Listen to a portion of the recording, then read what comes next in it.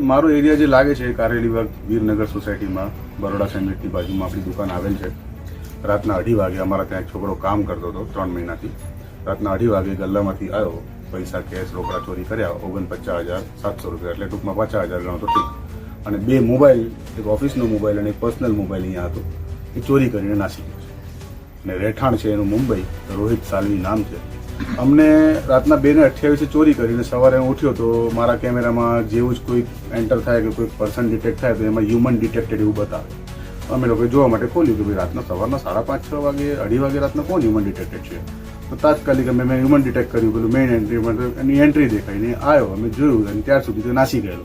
ગલ્લામાંથી જેટલા પૈસા હતા બધા તમે જોઈ શકો છો રેકોર્ડિંગમાં, બધા જ પૈસા અને મોબાઈલ અને ખીચામાં નાખી. અમે હરની પોલીસ મથકે ફરિયાદ નોંધાવી છે, તો આગળની કાર્યવાહી હવે પોલીસ કરશે એવું અમને જણાવ્યું છે. એણે કાલે સાંજે એને મને એવું કીધું કે મારે પૈસાની જરૂર છે, મારે ઘરે ખાવાનો દાણો નથી, તો કે તમે મને 5,000 રૂપિયા કરી આપો. મેં કીધું વાંધો નહીં. પછી રાત્રે એને મારા જે મિસિસ છે એમણે 3,000 રૂપિયા એમણે ગૂગલ પે હેઠે કરેલા એમના મમ્મીના મોબાઈલ પર. અને એમની મમ્મીનું કહેવાનું એવું હતું કે ભાઈ આ આવું કરે છે અમુક. ઓમ 3 મહિનાથી મારા ત્યાં કન્ટિન્યુઅસ, અત્યારે 3 મહિનાથી ચાલુ કામ પર જ હતો.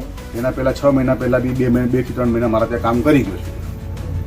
કોઈના રેફરન્સથી તમે એને રાખવામાં રેફરન્સ એટલે એક આપણો મિત્ર છે, તો એમના થ્રુ એ ભાઈ અહીંયા આવેલા કામ પર.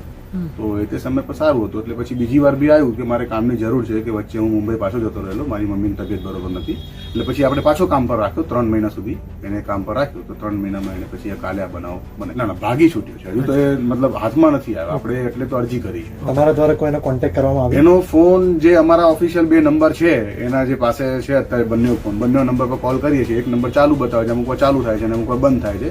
જો કે પોલીસ મથકે આપણે IMEI નંબર ને બધું જ મેન્શન કરી દીધેલું છે અરજીમાં, એટલે પોલીસ એમનું કામ એમના રીતે પછી હવે આગળ કરશે.